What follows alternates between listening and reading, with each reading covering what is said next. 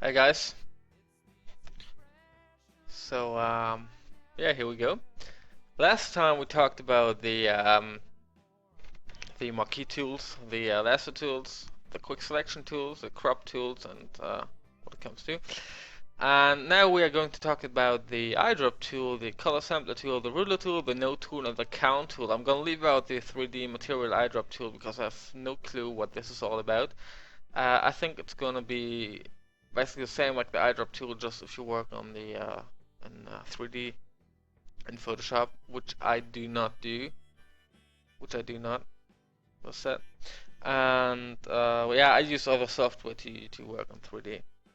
So basically, the eyedrop tool has a bit to do with color blending. This video is not about color blending. I have another one which is just about color blending and digital imaging. So if you're interested in more behind that, you should watch the other video first. I'm just gonna quickly go through it. So basically the eyedrop tool, let's quickly set it like it is always. With the hotkey D, you can set your primary and your secondary color, or foreground and background color, how it's called here, which are these two, on black and white. This is basically the standard setting. You can switch. I'm gonna put the music a bit loud. No, it's a bit. So by pressing X, you can flip it around, right? So yeah, let's start. This small window up here you can open if you go on Windows and Info, or just the hotkey F8 on Windows. RGB means red, green, blue. CMYK means cyan, magenta, and yellow. K stands for black. We are working in 8-bit for now, which is yeah, most likely standard. I want to say in photography, yeah. So in film you can sometimes go up to 16-bit, which increases the file size a lot. And alright, so it's gonna tell us values between 0 and 255, which is up here, right? Red 255 is maximum, 0 is basically nothing, so black, right? Imagine it like a small lamp shining behind a red, a pitch red, um, let's say window, for example. If you put the light on off, it's gonna be black. If you increase the strength of the light, it's gonna be brighter and brighter and brighter until it releases, until it reaches pitch red. Do you say pitch red actually? Let's say red, right? So since color blending in digital imaging works additional, if you add pure green to it, red and green gives yellow. I'm talking about, you know, there's a difference between digital blending, color blending, and analog color blending on your, if you paint a picture with actual colors, physical colors, it is not that you mix red and green and you will get yellow. You, you know, it's a difference. You have to remember that. So anyway, now you know what these numbers mean. If you are more interested in the topic color blending, how I said, you're gonna watch the other video, and hopefully you will like it. Anyway, so if you see a small eyedrop tool here, and you have a sample size with the point sample is the most accurate one, you can go 3 by 3. The numbers are meant to be pixels. Average means like, if you go on 100%, 1 pixel is very small, and this is probably the most precise way to get your color you want to. And you can also do 101 by 101, and it will get, if you have different colors in here, it will get the average midtone of this area, 101 by 101 pixels. I always work in point sample. I always work on the current layer, because sometimes Photoshop files, another hobby of mine, besides photography, is matte painting, which I did as a work for a while before I went completely into film and production. And if you have Photoshop files with almost let's say 50 or 70 layers, and you want to get the color out of it, and you have, it's not gonna know which color to take, and it's just gonna mess up your work. So or if you want it, work on something else. I do work on current layers only because other things would just mess up my work, right? So showing the sample ring is,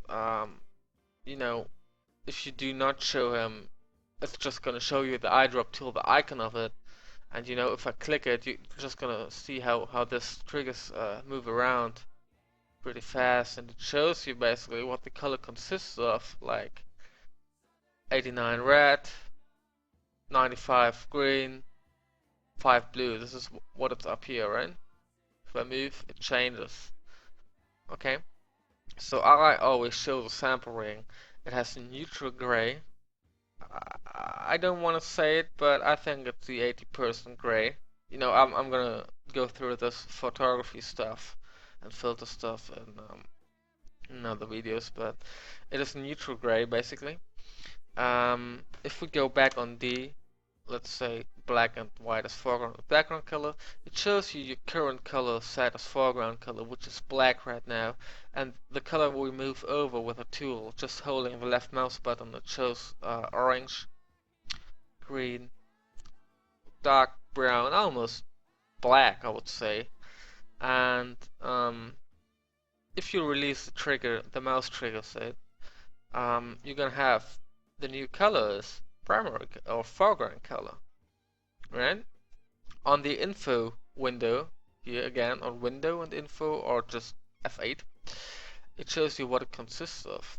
So if you work in CMYK mode, it shows you the numbers, and if you work in RGB mode, it just shows you the values too. This is basically the coordinates and the picture where we are at right now. It also shows you the file size, the document size. Click image to choose a new foreground color. Use Shift, Alt and Control for additional options. Shift, Alt and Control.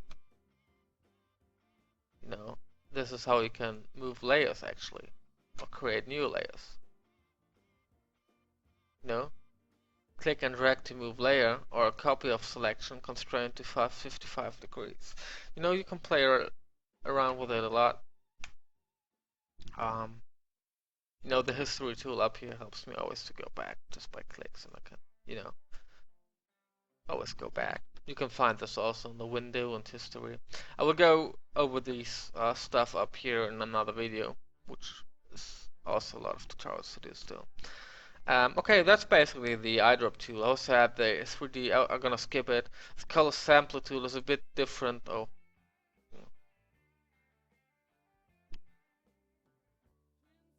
Well, I showed these pictures earlier on another tutorial, and people asked me where I did them, and this is basically Vancouver in British Columbia, where I lived for a while, and I took this couple of photos. There's a small squirrel here.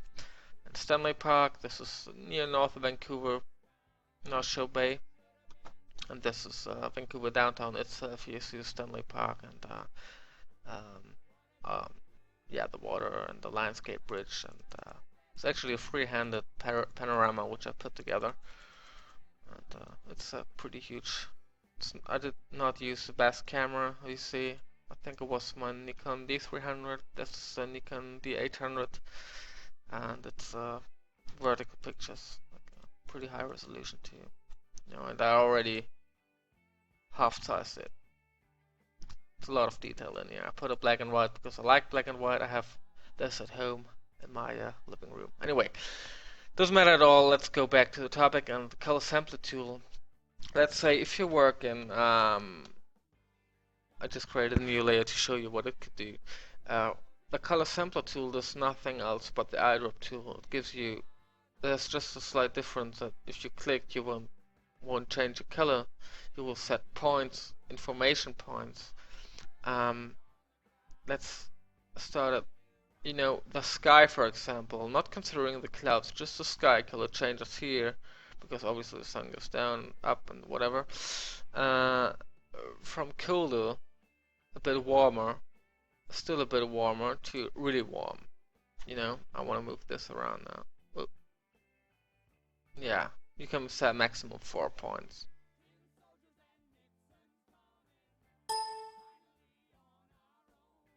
You can just move them around too. I don't want to consider clouds. Just want to get the sky.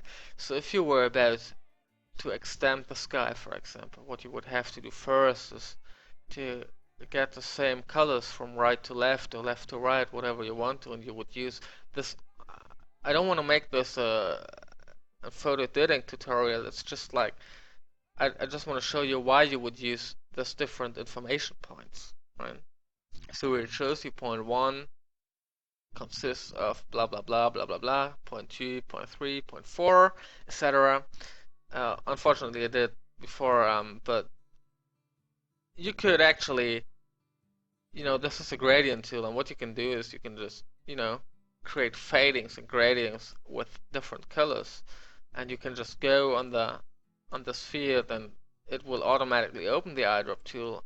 And you might ask yourself now, why the hell is he taking the other one first, the other tool first to create this point?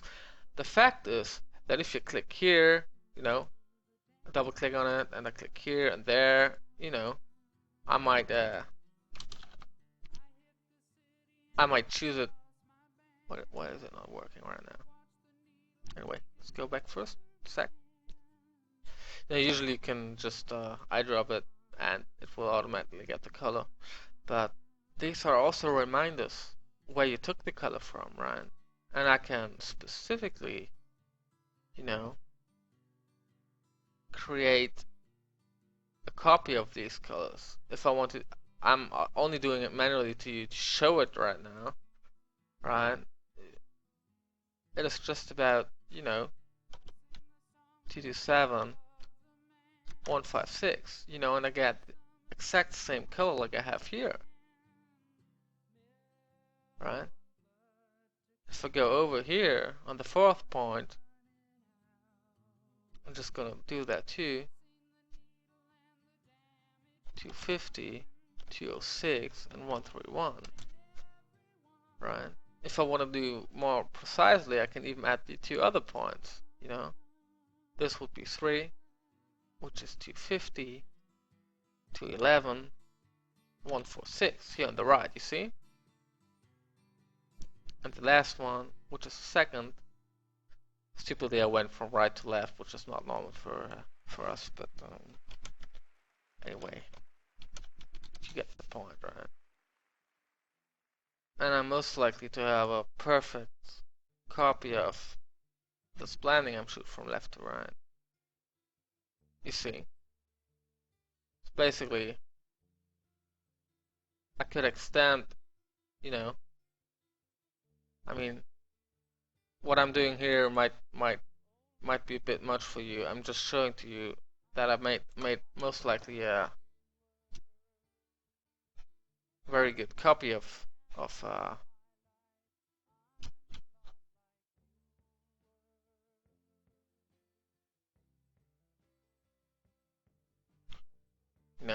of what you see here.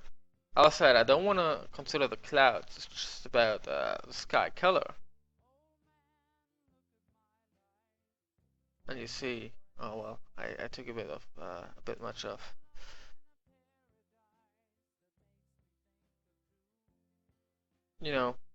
This goes over 1 and 1. If I have it here,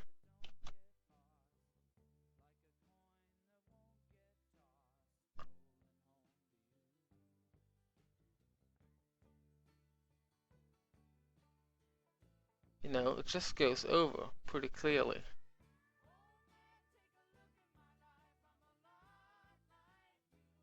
Well, here you can see it pretty good. Anyway, you can actually fake the grading. So that is basically what I wanted to show you, right? I'm just gonna delete this layer mask, and you see it yourself, right? Here, I can just reduce the ladder.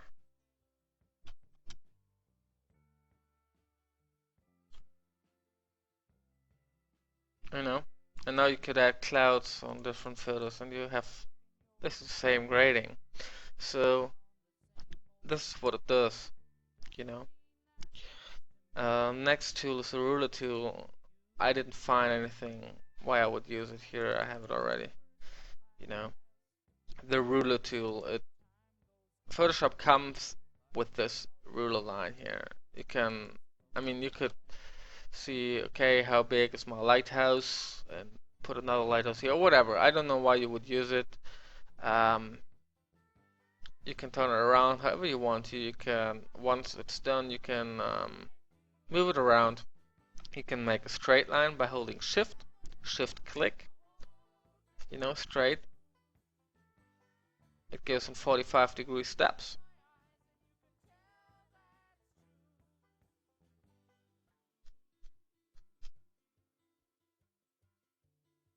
So, but how I said, Photoshop comes with the ruler tool. You can actually a window. Where is it? I always have it on. I never put it off actually. If I have to search it, workspace. Let me see. Control R is Control R, right? It's a ruler. So if, by double clicking on it, you can even put it in centimeters, inches, pixels, millimeters, points, picos, person, whatever you need, right? Person, you might ask yourself, you know, it shows you. Yeah, there we go. Inches. I go in centimeters because I live in Europe and I like the lot more logical system, easier system. So yeah, that's basically all it does. The ruler tool. How I said, I'm just going to show you what the tool can do. This one can obviously measure whatever you want to measure with it. Yeah, have fun measuring, right? You know. So, straight, clear. With clear, you can obviously delete it. So, straighten layer, I actually don't know what that means. You know, just gonna try that. Well, I don't know what that is all about, but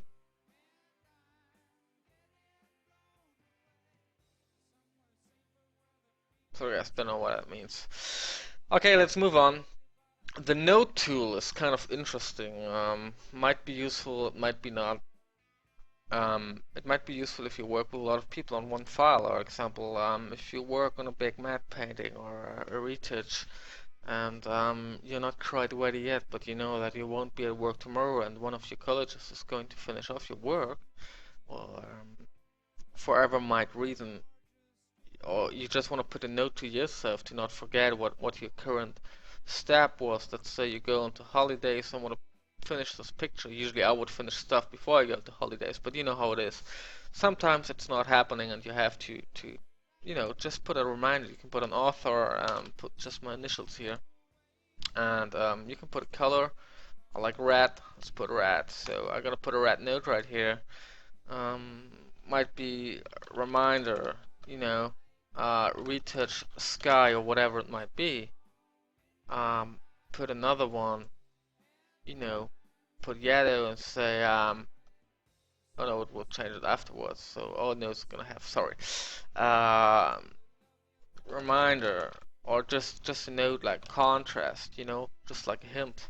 So remember, um, note panel, notes is contrast. You know, down here you see all your notes. You can add notes, how much, you know, you can 3, 4, 5. You can skip through it.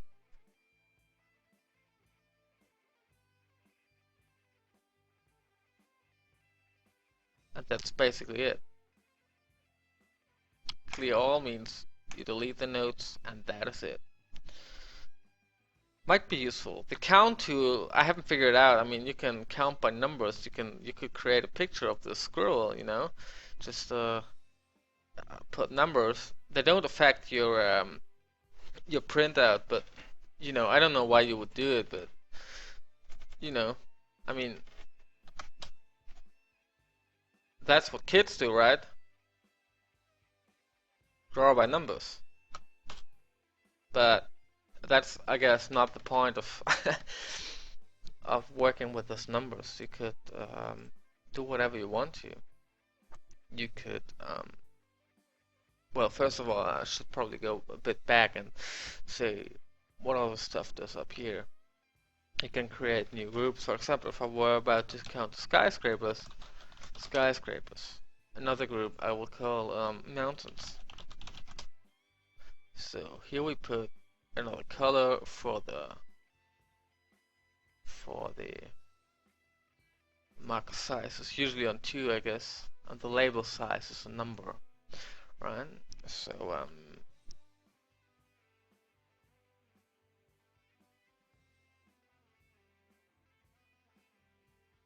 I count mountains right now. I mean, if you have a big group picture of 40 people, you could even count or whatever you want to, but I don't find the sense a purpose for it. Now I go back on skyscrapers, I can switch the color and you know, put the highest building in the city, but I don't know if that matters. Here again, you can switch the size of the dot, or you can switch the size of your label. There's a maximum though, you know. You put the label back. Oh, it has to be 8, you see. You can obviously clear it again and delete them all. Oh, this is 100%. You can actually see the people's apartments. It's pretty perverted. Anyway, yeah, that's basically it. You can rename them. It shows you the total count. I was said I have no idea why you would use it, and you have to figure out if it's useful for you. I just showed it to you, what it can do, what it can, and this is basically it, and I think we're done. Next time we're going to talk about the spot healing tool, the healing brush, a patch tool, the content aware move tool, and the red eye tool. I'm also gonna have a couple of videos talking about image errors, like visionettes or Marie effects and red eyes and how to avoid them, how they come up, and some of them you can't avoid, some of them you can. Yeah, also the next video is going to talk about these topics. We have a lot of tools left, right? The brush tool, clones, eraser tool, gradient tool. We have all up here, and we have all this right here, working with layers and everything else. So stay tuned, like it, and subscribe to the channel when you want to learn a bit more about Photoshop. I'm also going to release this videos in German. In Spanish probably not, but in German yes. So if you have any question or just feel free to drop me a message, and I will see if I can do another video or just quickly answer your question with a message. Alright, stay tuned, have a nice day.